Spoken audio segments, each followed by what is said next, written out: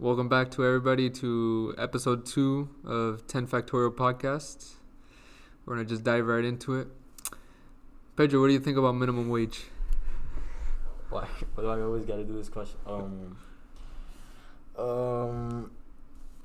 don't know that much enough to be like an expert on it, but from what I've seen, minimum wage is a non-solution to a non-problem.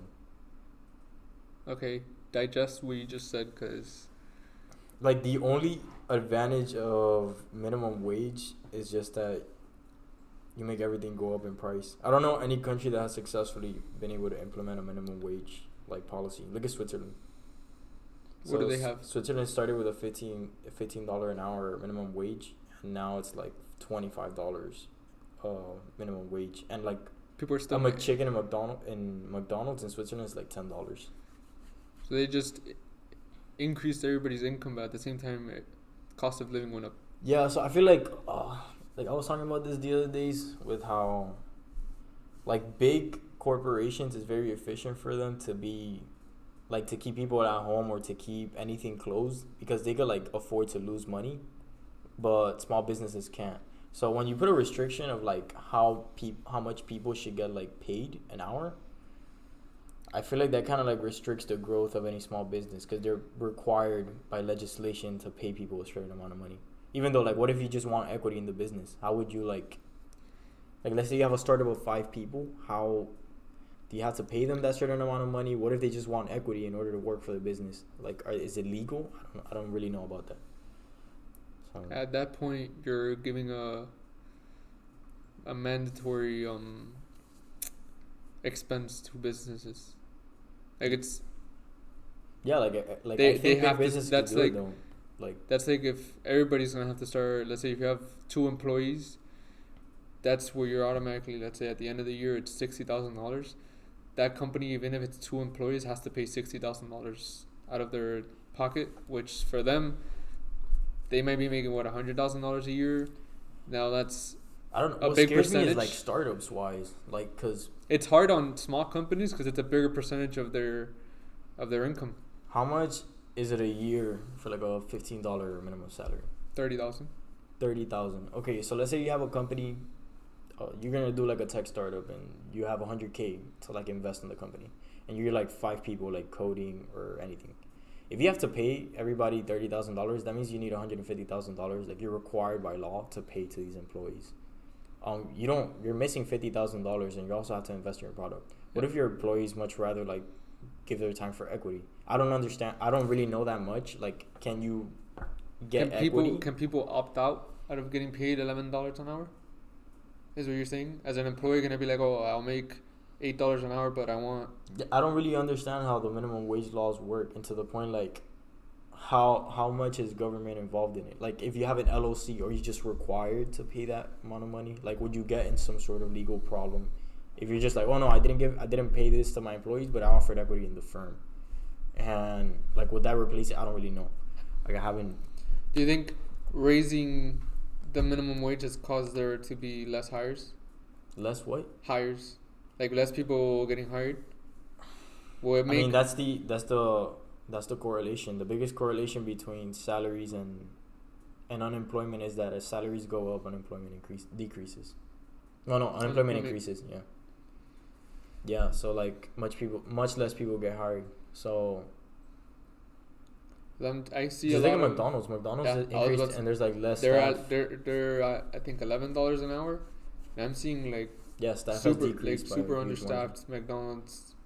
I'm trying to deduce if that's due to the minimum it's due wage to increase or the COVID or if it's due measurements. to COVID. Yeah, no. I think overall, I don't know. Like, to some extent, I feel like all these companies are doing this. Like, big companies support all these laws because they could afford to do it. So, like, just like when COVID measurements started and everything closed, like, big businesses pushed for Like lockdowns. for the lockdowns to last even longer. And, like, A lot of people are like, oh, that's because big businesses actually care about people. They really don't. They just care about money. And if you could like lock down the country for 6 months, you could kill all the small businesses. I read it somewhere. It's like an airline can afford to do that because they just lock up their planes in a hangar, and the plane is not wasting any. It's not an expense anymore. They just don't have an expense of paying people to sit around. And you just look at McDonald's. You could close down all the McDonald's, and McDonald's has like. But McDonald's as a whole, their revenue doesn't mainly come from. I mean, most of their money. Okay. It comes from rent and leasing property off to franchisees. Exactly. That means they have like that means small businesses that depend on selling food. Like that's their main income stream. Mm-hmm. So McDonald's doesn't really need to sell food if they want to make money. So they could afford to be locked down for like 5 years, and they'll still have enough money to like be there. But you close down like any local small food place for 5 years, and they won't even make it past like 6 months. You close. Yeah, I was gonna say you close them for 3 months, and they're out of business. Yeah. So I don't know how much. I mean, in the U.S. we have a huge problem with how to calculate asset prices. So I don't know. I don't know that much about like how minimum wage could affect small businesses if you try to offer like equity, because equity in a startup could be priced at any point. You can think your startup, your idea is valued at $1 million, but if no one's willing to pay for it, then it doesn't really cost that. So you don't know how much you're actually giving to your employees. It's an invaluable thing. So where it could be worth a lot if it's a startup that in the future is very successful, but there's a lot of startups that fail. Yeah, and I think if you require these startups to give people, like you're required by legislation to pay a certain amount of money, then that doesn't do the company any fucking good, because most startups burn cash like the first 2 years. Yeah, they're not profitable. Yeah, so and 9 out of 10 startups fail. So I think from an entrepreneurial perspective, that's horrible. But I don't know any country or any state that has fully implemented a minimum wage law that has been good economically. Or like, I mean, look at California. California has a minimum wage law, and the biggest differences in capital gains are in California. Like the top 1% is way richer than like the next 99. Like it's ridiculous. So I don't know. I think minimum wage laws just benefit like really big corporations. Do you think? You had mentioned this to me before. It's the universal basic income. Oh my god. Okay, I don't think universal basic income would work now. At this point, you don't think it would work? No. We have to get to some sort of. Oh my god. This is the problem with universal basic income. If you vote for someone into office that offers you like, you have a guaranteed $15,000 every year, you're gonna end up voting for whoever offers $20,000 or whoever offers $30,000. It's a race of so you're basically voting yourself money. And I mean, like the plan that Andrew Yang had for universal basic income, that's already like 3/4 of our current GDP. So how are you gonna pay for it? Well, you have people like Bernie. They're like, oh, these big corporations are gonna pay for it. They're not gonna pay for it. The reason is because like if they don't reinvest all their money back into their actual companies, then they fail. Because Amazon doesn't really plan for like. A lot of people here, it's like, oh, Amazon made $3.9 billion this quarter, and they're like, they have $3.9 billion laying around in their bank account. No, they don't. All that money is not liquid. And it's not even that. Like their plan for, so when Amazon makes a certain amount of money, they plan for like 5 years worth of business. So their profits from 1 year are already like they have to waste it for the next year so they can stay alive. Like people don't understand capital gains. Like that's a really big thing. But so universal basic income, the problem is that universal basic income will work in a world where everything is automated. So on a point that humans, like unemployment rate would increase to some point that like it's really hard for anybody to even get a job. The problem is that everybody has always thought that technology is going to replace humans, but there's some sectors that can't be replaced. It does, but like what happens is that when technology replaces people, like jobs, a bunch of new jobs get created. So we're in an all-time lowest unemployment rate, but we're also like in an all-time technological point. So I don't know if that's gonna peak out. Like maybe technological growth and unemployment has a like bell curve correlation to some point that it's gonna peak out and Mhm. then unemployment is gonna increase, but like if it does get to that point where like we could automate pretty much everything, yeah, we would need some sort of income for people, because if not, like the top one per like think about it, like five people could run a company. Whoever owns the technology is the only one that's going to be making money. I mean, look at why Silicon Valley's so like rich. The reason tech billionaires have made so much money is because it requires so many little people to run those companies. So if you have like a company like Facebook or Microsoft, when they all started off, like they were just like less than 50 people, and they were making like so much money because code basically is some sort of automation. You could like before, if you wanted to publish a book, you would have to like invest a shitload of money in printing and buying paper and having to find customers. Now you could just like write a book and publish it, and you can sell an unlimited amount of digital copies, and that's produced by code. It's not like you have to like print it. There's no time into it. Just look at FTX. That's another thing that I found out the other days. Okay, so American Airlines Arena is no longer American Airlines Arena. It's FTX Arena. Yeah. FTX. I completely am against the name change, but I understand. I hate it too. I was like, AAA. I'm like, AAA sounds a lot better than FTX. But all right. This is something that blew my mind.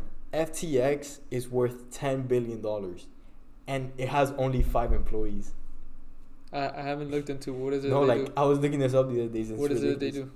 They're basically like a wallet provider for cryptocurrencies. Okay.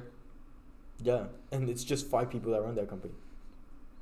That's like $2 billion per person, if you were like to divide it. And you have 5 people who are just coding and running a whole software, and they're making that amount of money. Like, that's ridiculous.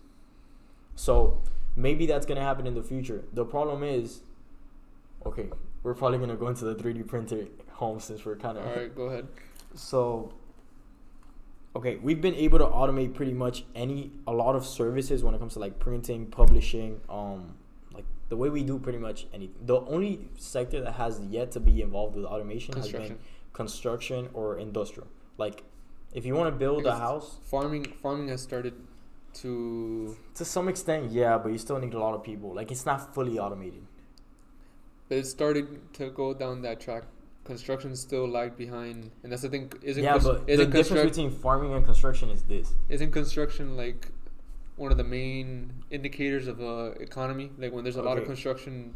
I was reading a paper by some guy in like Dubai. Dubai and Germany are the biggest pushers for automating construction.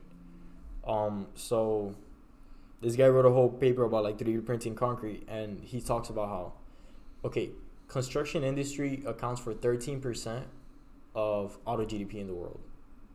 Okay. But it only leads to 1% of growth every year. Okay. So that's a huge, that's a very low return on investment. That means for every $13 that you waste in the construction industry, you only get 1. It's a slow moving market. Yeah, and then I started researching on like what exactly is it that causes this. And whenever you have a house, 60% of the price of the house is actually labor, and 40% is actually in construction and materials. Okay. If you could automate away the labor, then an $100,000 house would just be $40,000. You're getting that $60,000. Yeah. Or let's say you're getting 30. Let's say 30%. Yeah, let's say you could automate at least 30% of that labor. You have an $100,000 house would now just be 70%. You decrease the real estate market by 30%. And the problem is that we have a huge demand in metropolitan cities like Miami for housing, and the rate at which we make houses is extremely slow. But what if you could change that? What if you could actually increase the price? That's such a huge impact, and I'm I want to talk about that crap so much. But but do you think it will get to a point? Because that always happens with construction. At what point do you have too many houses? At the point that population peaks out, and then you're gonna have more houses than people to put them in.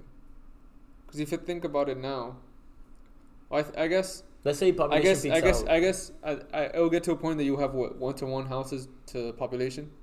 I mean, we're expected to have 13 billion people by 2100, and then everything's gonna decrease. Or we're gonna peak out by 10 billion, and then by 10 billion, then population is gonna start decreasing by half.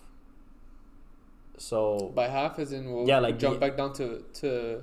Yeah, we'll probably cut down back to like 5 billion in like 100 years after that. Well, it depends. That's all. The average child now. But that's all. I think. Not prospective. How is it called when they? Projection. Those are all projections, considering the limited resources we have on Earth. I mean, it's already happening in Japan. I think 100 years from now, we might have. You think we'll have access to some asteroids at that point or no? Okay, the problem with population is it's not really a resource problem. It's more of a space problem. People are just not having kids. Like, the more developed, the richer a country becomes, then couples end up just having 1 to like 0 children. So because it's the whole thing of, if you have the opportunity to develop your career, usually both spouses will work, so you don't have time to have a child. And if you do have time to have a child, you'll have 1 child. Yeah. So that means when those 2 people die, there's only one person who replaces it. Well, you said it's correlated to GDP. Aren't the like poorest countries usually the ones with the highest birth rate? They do. So like China for a long time. China's now starting to decrease. Right now, the highest birth rates are in Africa, but the fastest growing economies in the world right now are in sub-Saharan Africa. Yeah, like they're developing. I don't know if they're developing really fast. But I know about that. Nigeria is the largest. Okay, I think. Okay, the largest crypto users in the world are Nigerians. And it's because their economies are. Yeah, they're gonna like. I was about to say their dollar. Their currency is worthless. Yeah, so the good thing about crypto is that crypto decentralizes the value of a currency with the government. So you think this is what I think is gonna happen? Okay, I need to segue before Okay, I need to sidebar. So do you think, because we were talking about the minimum wage, and usually that increasing the minimum wage and giving people more money, like the same way I think like giving all the stimulus checks and all stuff, that just leads to more inflation. So you think through crypto... Not inflation. It doesn't really lead to inflation. It leads to like wealth inequality.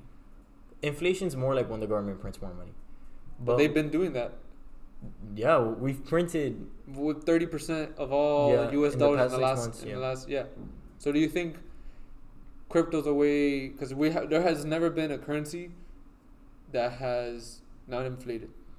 Okay, this is the problem with crypto. It's too unstable. But do you think we'll get to a point... Okay, the problem that I have with crypto is the price fluctuations. If you want to buy a house in crypto and the price decreases by 25% of the currency that like I transacted to you in like 2 days, you lost 20% of the value that you have your house for. Like, let's say you sold your house to me for 100 grand, I give it to you in crypto, and in 2 days it decreases by 20%, then now it's worth 80K. Maybe that would have been your actual profit. So that's the good thing about government controlling currencies, because they can kind of. But I think that's only true for that's the only downside of crypto. well off countries, because that happens in other countries. Like, didn't Venezuela, or is it Venezuela, that they're... Oh yeah, their currency deflated by like 13,000%. Yeah. Yeah. In like a year or something. Yeah. But okay. So I would think if you go back to when the United States was first founded, it wasn't the dollar. There was another currency back in the day. It was back when it was a congressional college, or not congressional college, it was before the Congress. Before we had the first Federal Reserve. And I know there was a currency of a dollar that it became worthless because everybody thought that the Americans were gonna lose the Revolutionary War, and they were paying people with these money, and that value dropped. So I guess at that point, since it was such a new currency, it was very volatile. So I guess the same thing is happening now with crypto. You got to think about crypto. Crypto hasn't been out. War problem. Crypto hasn't been out for 15 years. Since 2008. Yeah. So it's very early in its... Yeah, the only problem that crypto has right now, it's volatility. But I don't know, maybe if we make a full transition, then it becomes pretty stable.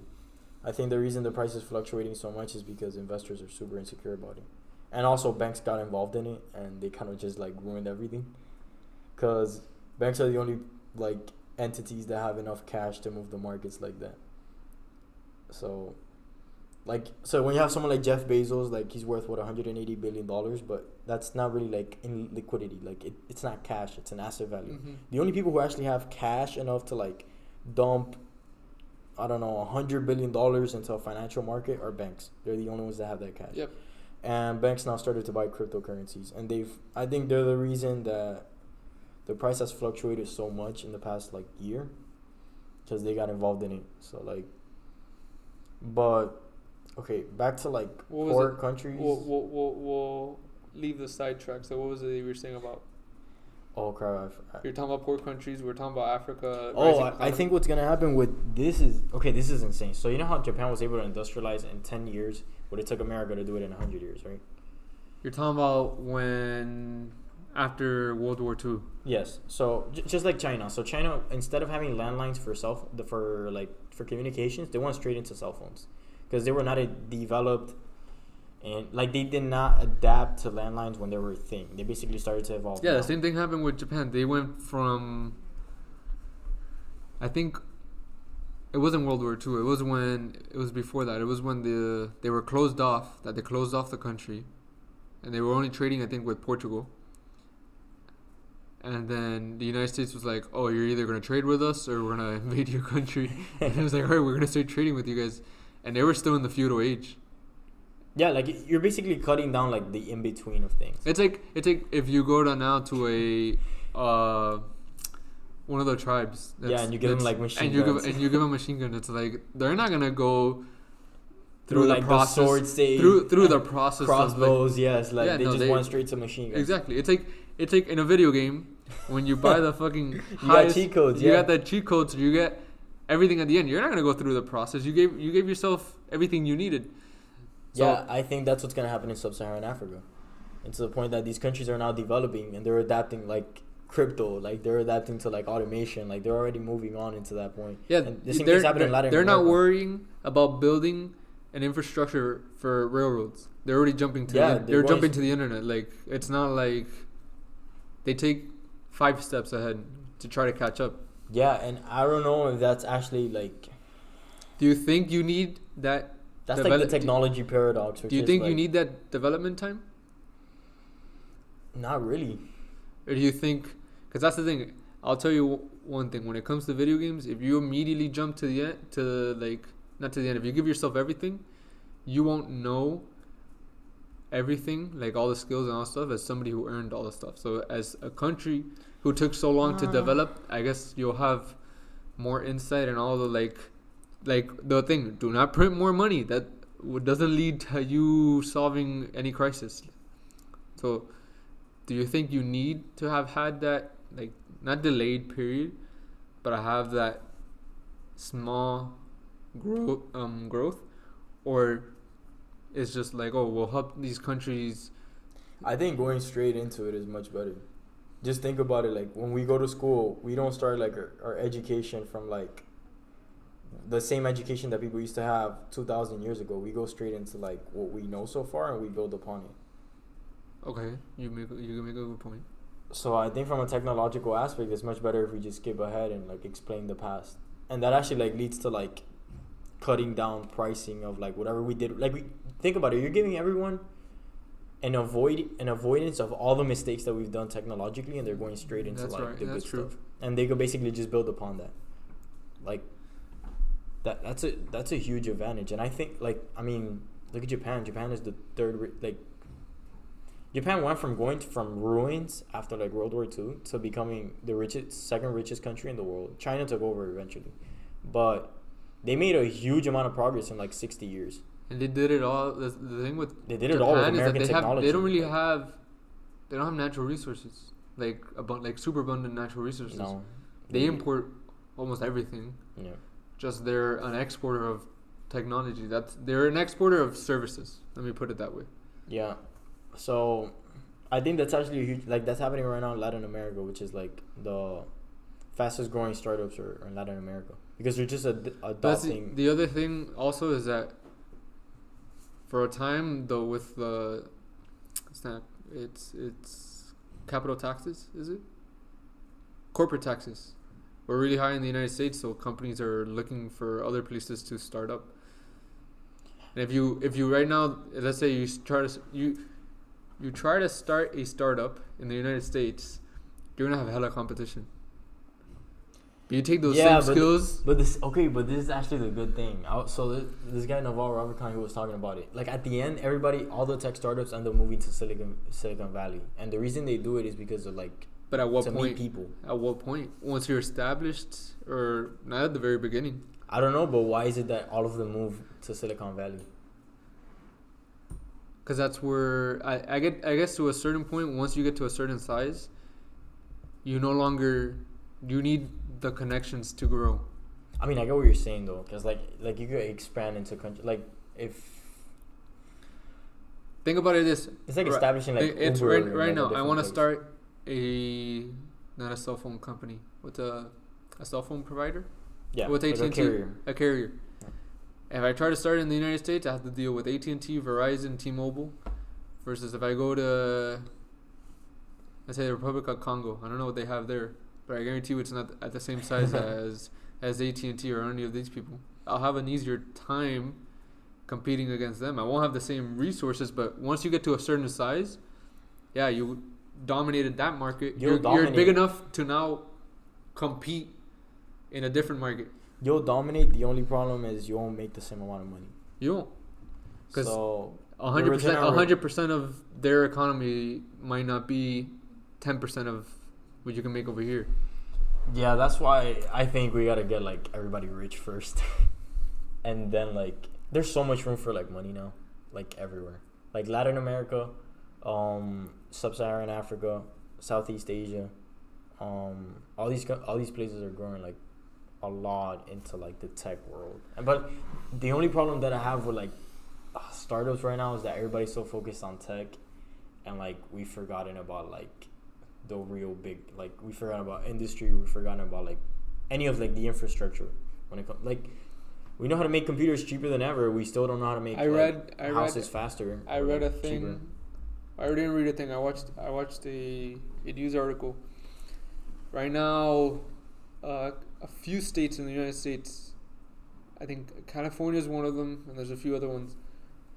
The Dell has a gaming computer, and California banned sale in their state because it does not meet a efficiency requirement set by them. So the problem is, as computers get efficiency in certain like in their electrical efficiency. As computers get more and more powerful, you need more and more electricity to run them. And if you keep making them accessible to everybody, it's just going to increase our electric consumption. It'll get to a point that you won't have enough power. Look, that's another problem that I have. You won't have enough power. You won't have enough power to power all the computers. Bro, but I feel like this is what I hate so much. Like we're so focused on like making computers more efficient, making cars more efficient. Like, bro, the problem is the grid. I'm gonna feed you the car that you want. Yeah. The problem is instead of trying to make everything more efficient, why hasn't nobody thought of let's just make more power? Let's have more electricity. I 100% agree. Why can't we go into the infrastructure? Let's get more energy. Bro, think about it. If everybody starts driving electric cars, yes, you're not gonna have any CO2 emissions from cars, but you're plugging them into the grid, and the grid runs on natural gas. Yes, so there you go. You could transition into your nuclear energy topic. Yes. So I saw a tweet the other day that it was like, oh, if we really have a global warming issue, then why aren't we building nuclear reactors like so fast? Because that's clearly a reliable solution. Forgot what country I sent it to you that they're making. I think it's China. They made their first thorium reactor. China? I think it was China. Who did they get that technology from? I remember I don't know who they got it from. I know that Bill Gates, he has a company, it's called TerraPower. They were trying to do like nuclear. No, they were doing something called. I forgot what it was called. It's basically like an underworld. They used regular uranium. Or No, they use uranium, but instead of using it's China. enriched Look, uranium, China is closing in on a thorium reactor. So I explained to you that they use, instead of using water as a cooling medium, they use salt. They use molten salt. So it lets them run it hotter, and running it hotter is more efficient. Yeah, but China is also like China's building every like week like New York City worth of concrete. I think they're gonna surpass us in the near future. I mean, they're going to surpass us. Like the projections are already like. I think by 20. What is it? I think 2030. I think they're gonna. I don't even think it'll take that long. I think by 5 years from now, 6 years from now, 2028, I think there'll be a bigger economy than us. Yeah, they are. The only but like they're doing it the right way. They're doing Soviet Union the right way. They communism right? Not really. Like the no, wealth inequality. They're China not focusing. Is ridiculous. What you hear about China is like, all right, whatever the military. But right now, what we hear about China is like, they're fucking building infrastructure like at an incredibly fast rate. They're fucking modernizing at an incredible rate. Yeah, but they treat people like shit. They can. Not that they can, but they. It's what America should be. I'm kidding. They're a fucking dictatorship, so who's gonna fucking stop them?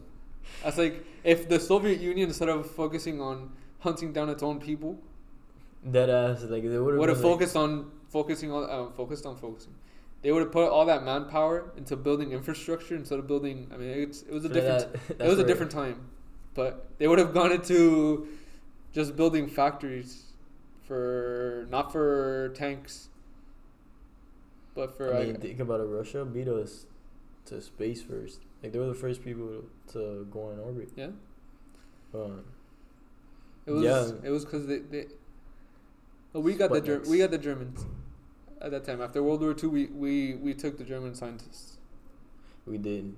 They're like the biggest contributors to like the atomic bomb. To our space program. Yeah. Yeah. The first Werner von Braun, he built one of the first rockets, the V2. It ran on. They really trusted them. It ran on vodka, basically vodka. They what? The rocket, the fuel used, was vodka. That's so disrespectful. It ran on ethanol, just 90% ethanol, diluted with water. Like they had to. Ethanol. They had to put stuff into the tanks, into the storage tanks, like add something that made it repugnant or something, because they would literally. Why would they use an alcohol though? Because that was a good fuel. Alcohol is a good fuel, a rocket fuel. They diluted it with water to decrease the freezing point. Okay. Because it would freeze too early. So I didn't know ethanol could be used as rocket fuel. Yeah. So they had a problem where they would. But don't you need when you use rocket fuel? Bro, we've been going on such like incredible tangents. You use ethanol and I think liquid oxygen. Yeah, but like liquid oxygen has really low boiling point. That's like ethanol has a much higher boiling point than liquid oxygen. I think they just ran. Okay. What's modern like rocket fuel? Don't we use like liquid oxygen or kerosene? It depends on which rocket. Right now, the Falcon uses RP1, which is just higher, more refined jet fuel, which is just a more refined kerosene. And then that combined with liquid oxygen. The shuttle used liquid hydrogen and liquid oxygen. I know liquid hydrogen is the most explosive. It's right now the most available, the easiest, highest thrust producing fuel. There's ones that produce more thrust, but at that point you're talking about like melted liquid lithium and like liquid lithium. Yeah, so like super high temperatures mixed with liquid oxygen. It's a tri-fuel. At that point, it's very dangerous. Like liquid hydrogen and liquid oxygen, we know how to control that. So that's the thing. The problem with liquid. Not with cars though. Like that's the reason we can't make hydrogen. The problem with liquid hydrogen. The problem with hydrogen in itself is that it's not dense. So you make it a liquid to make it more dense, but then you have to have it's the whole problem of like you can't have it stored. You have to produce. Yeah, it literally slips out. No, you can't have it stored because it boils. Yeah. So we're moving to. We're not moving. Oh, actually, a bunch of rockets are moving. The Vulcan, which is ULA's new rocket's moving to, I think, methane. Starship is moving to methane, liquid methane. Methane has a lower. It's the second. Point. It's the most basic. Alcohol. No. Yes, Wait, no. Carbon. Hydrocarbon. There we go. Methanol is the alcohol. It's basically when you have methane with a OH group. So for those of you who don't know what a hydrocarbon is, it's just a carbon. hydrogen. It's a carbon surrounded by hydrogen atoms. So methane is the simplest hydrocarbon you can have because it's CH4. So you have one carbon atom surrounded by 4 hydrogen atoms. That's the simplest combination you can have. After that you have more hydrogens and more carbons. You need to add another carbon to add more hydrogens. Yeah, so octane is literally like 8 carbons with, I think is it 8 carbons? Yes, it is. It's 8 carbons with 18 hydrogens. So and when you add an OH group, they just become an alcohol. So methane becomes methanol, ethane becomes ethanol. So the other thing that you guys might not know, for rocket fuel, you need 2 parts. You need an oxidizer and a fuel. The same way that normally, let's say when you light a candle, your oxidizer is oxygen in the atmosphere, and then your fuel is the wax. Yeah, the carbon. But when you go to space, you have no oxygen, so you need to take your own oxygen with you. So you can use other stuff. Look, they use another one is nitric acid, which is just so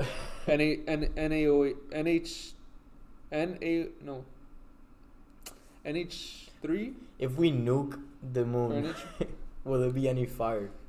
No. Why would there be fire? There's no atmosphere. Yeah. God, I forgot what it is. Nitric acid. But you'll still have a huge amount of heat. HNO3. So you have 3 oxygens.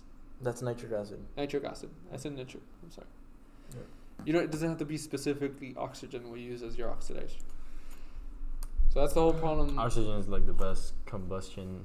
No. Fluorine. Fluorine? Fluorine's the best oxidizer. Yeah, fluorine has the highest electronegativity. Fluorine's the best oxidizer. Yeah. Just the problem with fluorine is that it's hard to get it, yeah. No, it eats through everything. For real? Fluoric acid is horrible. It'll eat through stainless steel drums.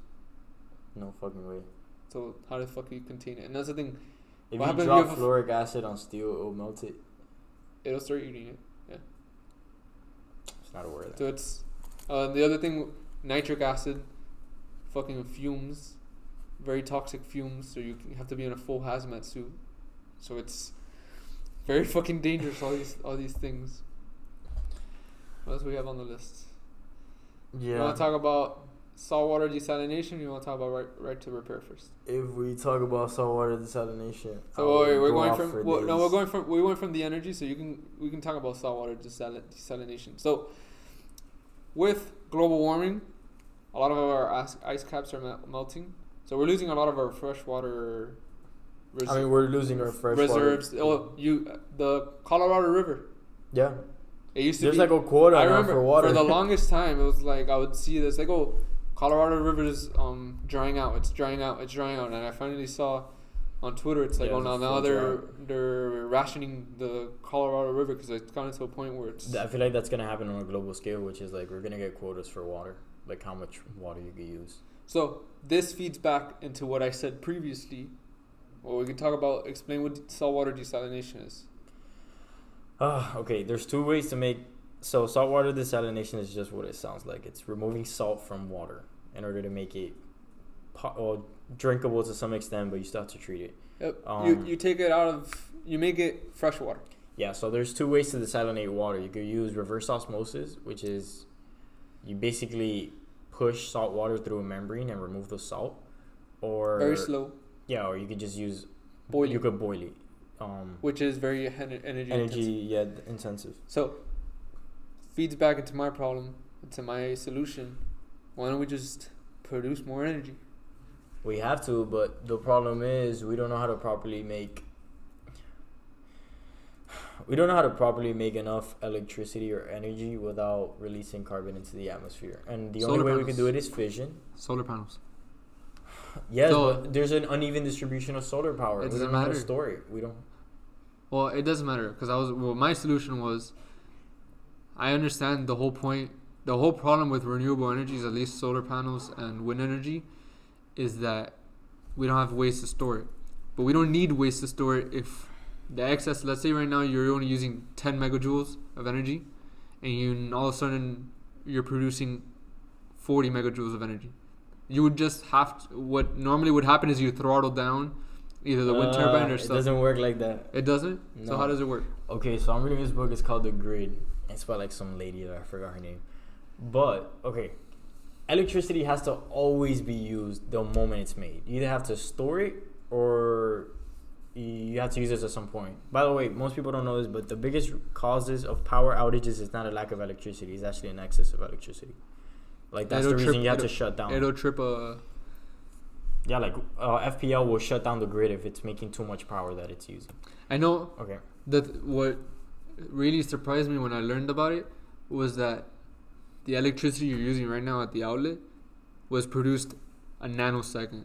Yeah, previously, like the electricity at the speed of light. So it's not like it's not like the water that you use in a faucet. That water came. It takes a while to get from exactly. No, the electricity is instant.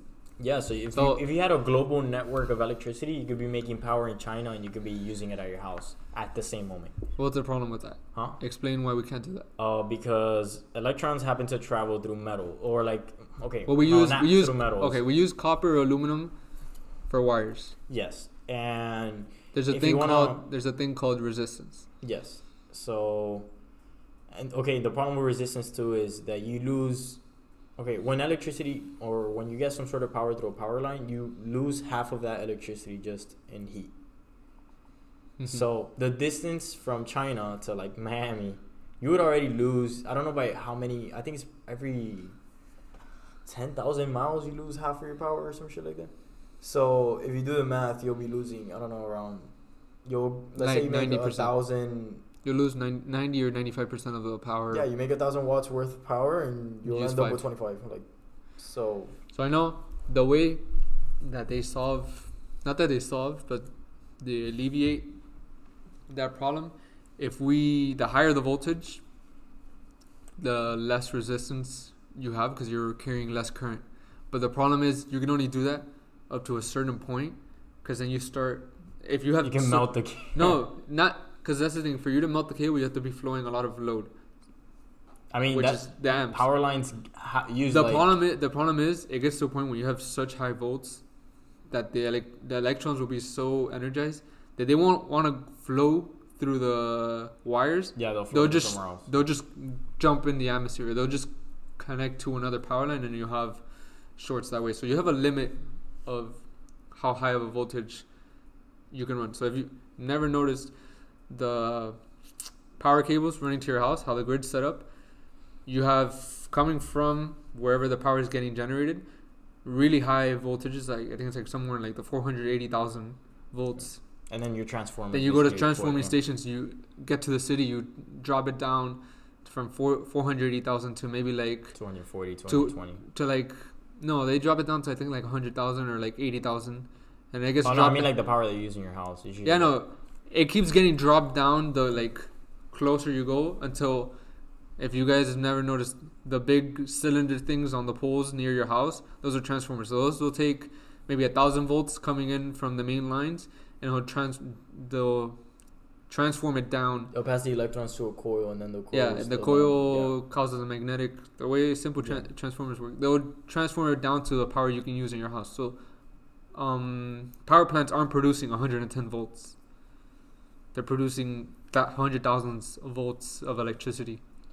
That's what we get our power from. Yeah, Turkey Point, like by Homestead. We have two the big, nuclear power plant. Yeah, we have two big nuclear power plants. But I think like now FPL gets like 70% of their electricity from like solar panels. We're getting a lot. We're getting a lot of our energy from solar panels. Bro, I drove the other days that I went to a site visit to go to I was gonna do a site visit in Coleman, which is like a federal prison by like Orlando. Bro, when I was on my way over there were so many like solar panels like when I was like driving. So I was like, Jesus. What I was my proposition is, because that's the other thing, solar panels take up space, and you can't use, like, if you put them on the ground, you're not farming on the area under it, all that stuff.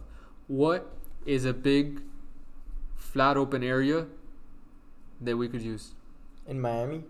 In general, what is a big flat open area that just doesn't get used? The Outback in Australia. Parking lots.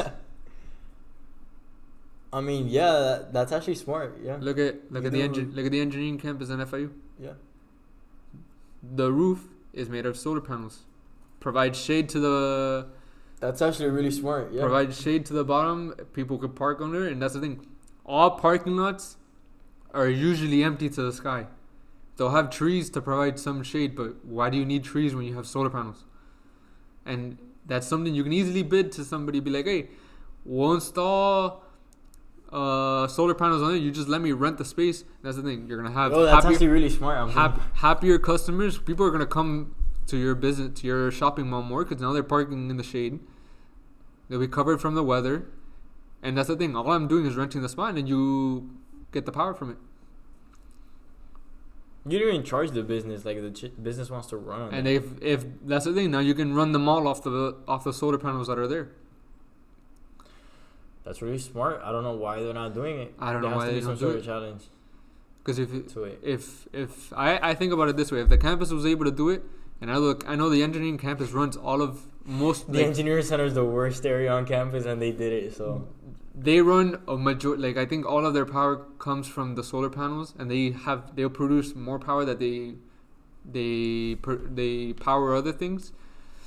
Look how many parking lots. That's the thing. The top of a parking garage. Okay, this is the problem that I have with like solar panels. Okay. Everybody starts using their power at night after 5 p.m. They do.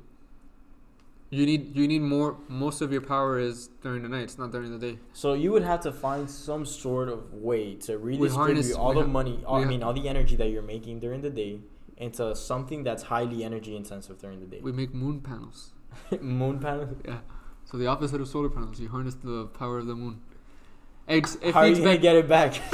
It feeds back into, we need better energy storage. We solve energy storage. We can start mass producing. It's just a paradox. Like I've thought about it, and it like getting rid of CO2 emissions is so hard. Like we don't even know how to properly like make concrete without releasing CO2. Concrete is like 30%. That's the thing. We can't make concrete without releasing CO2. Just look at steel. Steel production, the same thing happens. So we're gonna have to use like carbon capturing technology for those things, and then we're gonna have to make and then we could probably get transportation to the grid. And that's the thing. Carbon capture is energy intensive.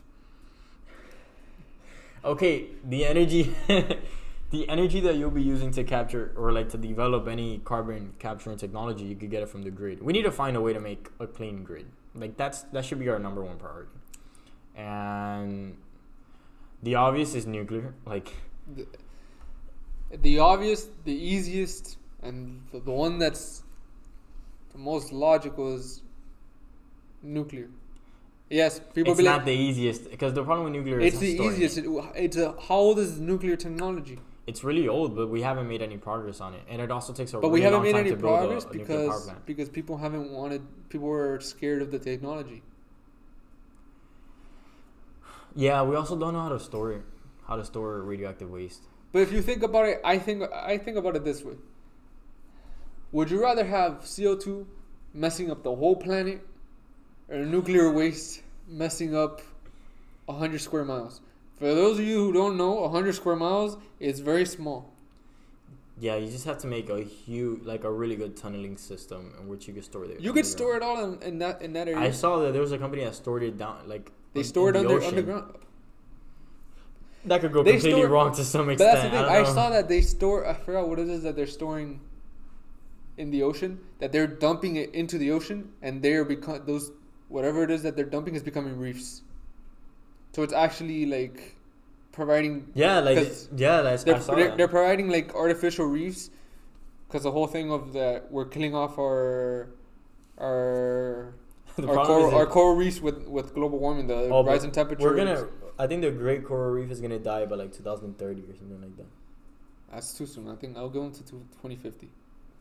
Bro, I thought it was like a really recent year. Hold on, let me see. Because the whole problem, alright, so if you guys don't know, the problem with global warming and the coral reefs have been adapted to living in a certain temperature. When you raise the temperature of the water, the pH changes, right? Huh? When you raise the temperature of the water, the pH changes, and it causes them to get bleached. Yes. So look, since 1995 to now, we've lost half of the Great Barrier Reef. Yeah. That's around 25 years. 25 years from now, so 2045. Yeah, we'll be 45 years old, and the Great Barrier Reef has been completely destroyed, annihilated. Yeah, and it doesn't seem like we're even gonna be able to stop it. There's no way we're gonna go to net zero emissions in less than it'll take us at least 50 years. Yeah. Not even to get to net zero. I don't know. We've always been wrong when it comes to technological progress. No, I wouldn't say to get to net zero. I would say to get to a negligible. With the technology that we have now, it will take around 50 years. Because that's the thing. There's some areas and industries that are very hard to make zero emissions. Look at planes. Electric planes are really hard. Hydroplanes. That would be that could be a solution. That's just gonna be horrible for transportation prices. That's gonna just be. But I know for a fact. It all goes back to the grid. Yeah. I know for a fact. 10 years from now, and I'll predict it now. 10 years from now, gas will be down here at $7 or $8 a gallon. I think by the end of this year, gas is gonna be $5. With inflation rates, yeah. And the problem, okay. The correlation between gas prices and inflation in the U.S. is that oil is always priced in the U.S. dollar. So if you're a Japanese company buying oil from Australia, you have to buy it in dollars. The standard price is always in dollars. So, the higher inflation goes up in the U.S., the higher the price of oil.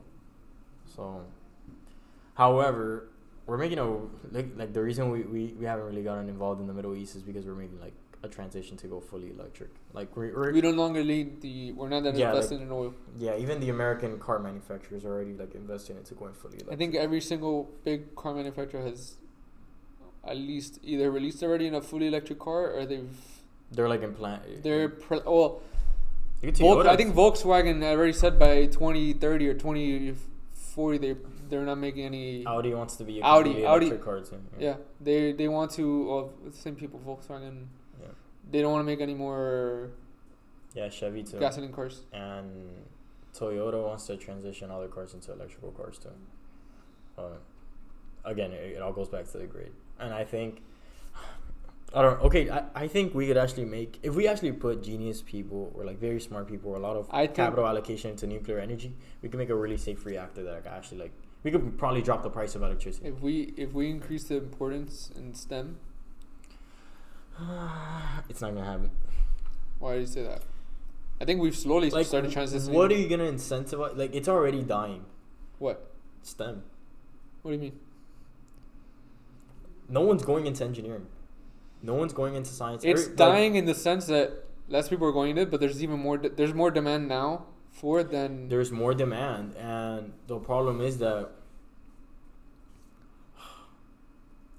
Maybe if we start increasing the salaries of engineers or we start increasing the salaries of scientists, then we'll probably get more people into it. But that doesn't even seem to be a case, because a lot of people know software engineers make a lot of money. And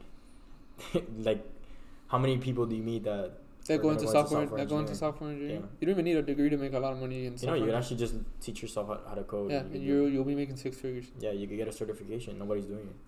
You could literally go to Udemy or get a Google certificate and learn Python and code and make a really a lot of money, and nobody's doing it because nobody wants to. Yeah. So I don't know how. I honestly don't know how you could incentivize people to go into STEM. Then our solution, or I guess the solution we're gonna arrive to is that we no longer need people in STEM.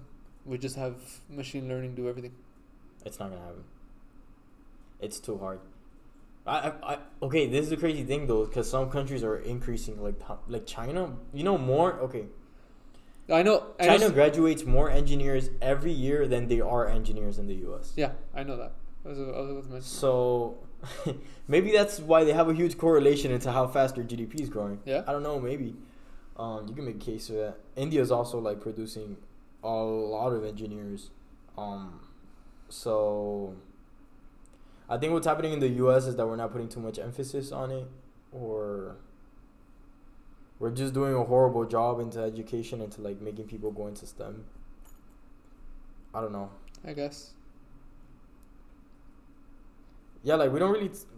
I don't know. I feel like everybody gets to college and they just want to either be like, oh, I want to be like a doctor or a lawyer. But or like a doctor is different because aren't we transitioning? Or Japan is like dying out, isn't it? What do you mean? The majority of Japanese population is over there. Like yeah, they have an old population. They have a huge demand for nursing. They have an old population. Yeah. Compared to like if you compare to a country in Africa, they are the opposite. They have a like when their what's that called? Their bell curve of population is shifted all the way to the left. It's very young. The demographic transition model. Yeah. So Japan's shifted very to the right. They have a lot of old people. Yeah, that's happening in Singapore too, and I think the U.S. is the only developed country that. But we're starting to shift into. We're starting to, but we're still not there yet. But European countries are already shifting. Because the baby boomer generation is now the one that's. Yeah, I was reading that like the largest wealth transition in the world is gonna happen in like the next 25 years because all the baby boomers are dying. So. But again, I don't really know how exactly we could increase our like STEM manpower. I talk about this like so much, but everybody would like talk shit, but there's a huge correlation in engineering and development in a country and their GDP impact. Yeah. So if we wanna become like the top country when it comes to like renewables, we need to like start working on it. And it's not even that, like even the people who are going into tech, most people are going into like computers or like into software engineering. Mm-hmm. Nobody's really going into like the hard engineering. Infrastructure. How many people do you know are doing like nuclear engineering or nuclear science? It's very low. That's the thing. It's not really. We're not incentivized. I would have done it. I would have done it, but it was not offered. It's not that there's no job opportunities for it. There's no funding. The government doesn't go fuck. Like, I don't understand. Like, if you had a whole breakdown on like, okay, the reason there's not enough money, because if you have a good investment idea, everybody gets in on it. So I honestly don't know what it is with nuclear that people are just not going into. Is it? I would say not public fear because there has to be something else. It's not incentivized. There's something that for some reason people are not putting money into nuclear, and I have not seen anything that I'm like shit. Like I understand why people are not putting money into nuclear. This is like the challenge, or the only challenge I see is public perception. A concrete reason. No, I think every scientist and every person involved in tech, they understand that. The biggest excuse is always people. No, it's the fear of what happens if a nuclear power plant like melts down. Okay. The danger. I'll go that. Nuclear weapons. Then the nuclear weapons and your waste. Yeah.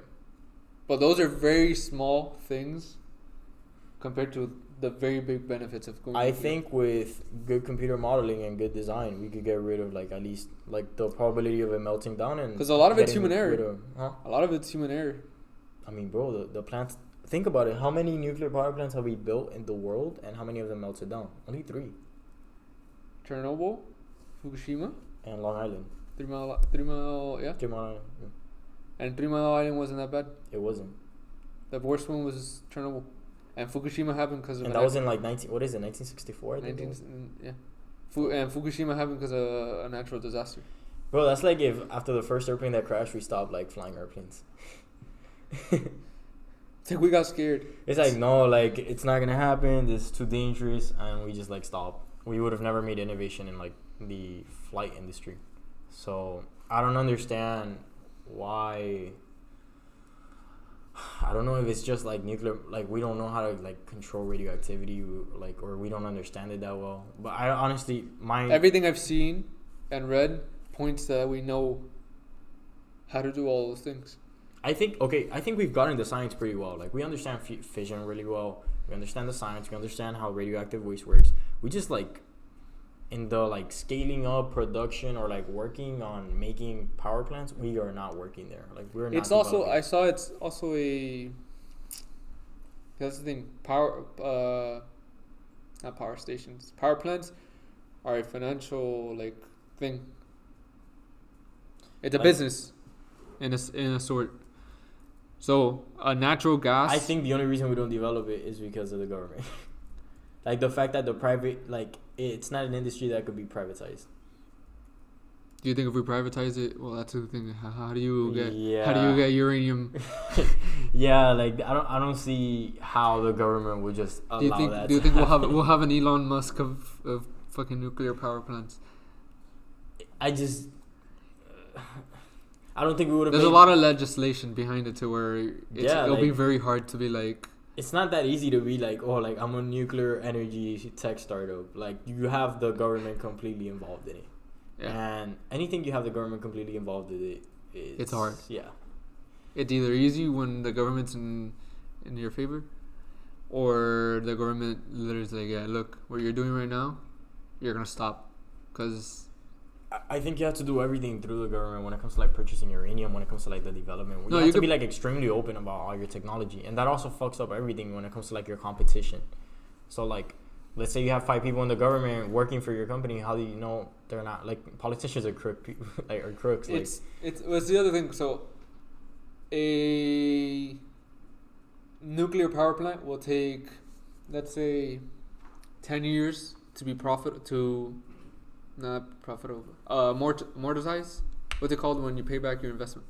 Your amortization rate. I think it's that. I guess yeah. It'll take 8 years, but after that, it'll start producing a shitload of money. Because you need to produce. Yeah, it takes a lot of money to make a nuclear power plant. Versus a natural gas power plant, the amortization I think is like 4 years, 3 years or something. Just it makes less money because that's the thing. To buy oil. Buy natural gas, it's more expensive and you don't produce as much energy versus buying uranium to produce energy. You get a shit ton of energy from a little bit of uranium. So the amount of money you make from a power plant perspective is a lot. Just it takes 8 years, and that's a long time span when it comes to projects. Like 8 years is a long time. Think about it. You get much. What is it? Uranium is probably. I think it's like 100 times more dense. Produces like it's 100 times more energy dense than carbon. So, yeah, you make a huge amount of energy. The thing with nuclear reactors is building. Hear me out. 3D printing nuclear reactor. I'm kidding. Why not? Yeah, I could probably bring down the cost. If you take, most nuclear reactors are made out of concrete. Yeah. So if you take your, and it's not like people are. By the way, when it comes to 3D printed houses, I was like reading up, and the biggest challenge is just the aesthetic. That most people don't like how they look. I don't really mind how they look. But you like modern houses. Yeah, but the thing is, people don't really like how the walls look, because the walls look like they're like layers. They do, because that's how. Yeah, and people like human eyes very attracted to like flats or like very symmetrical surfaces, so that's kind of like the huge downside. But I don't think anybody will be concerned about how a nuclear reactor looks. You don't. It's all what you would make out of concrete is like the structure surrounding the core, and that's just 3 feet thick concrete walls. Yeah, so maybe we could like. That's the thing, is that we haven't been able to scale up. We don't know how to bring down the. So it's so hard to scale up. The energy. I searched it up. The energy density, megajoules divided by kilogram. So how many megajoules you produce per kilogram? For coal, it's 24. For gasoline, it's 46. Natural gas is 55, and then uranium-235 is 3.9 million. I knew it was gonna be some ridiculous ass number. So you're jumping from 55. You get 55 megajoules per kilogram of of natural gas, and if you have a kilogram of your uranium-235, which is the fuel for nuclear reactors, you get 3.9 megajoules. The uranium isn't even that difficult to find. 3.9 million megajoules. Yeah. Which is 3.9 million That's joules. almost 4 million. 3.9 million joules. It's a ridiculous number. Jesus, yeah. That's a lot of energy. It's just like, and I don't think uranium is even that expensive in comparison. Like, if you're at a price like each joule, by like how much each joule will cost according to like the price of the material, I think uranium is still like so much cheaper. So I don't know, we just need better ways to scale up on the production, but we don't know how to, like, something like construction or energy, like we don't know how to like scale up because of how long it takes to like build any of these things. So it's not enough time to like find your errors. When you have something that you could build like every month, you could like find a way to make it really efficient, because you find the errors that you didn't like any of these months. It's like how they do when they do medicine testing. They test on things that have a short lifespan and a fast reproductive cycle. So you test on mice, so that you can see the effects over the lifespan. You're not gonna. But I think we could get rid of that with really advanced computer modeling. Which you need power from the grid. All right, so we're ending it here. So I thank everybody for tuning in to episode 2 of 10 Factorial Podcasts. We'll see you guys next time. See you guys. Bye bye.